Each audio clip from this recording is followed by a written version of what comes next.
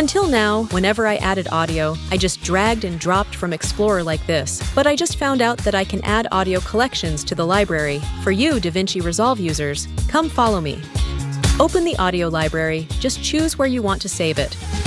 DaVinci also provides free sounds, just download them. Next, choose Add Library. Select your audio collection, and boom, done. Just search for the file name. Much more practical, right?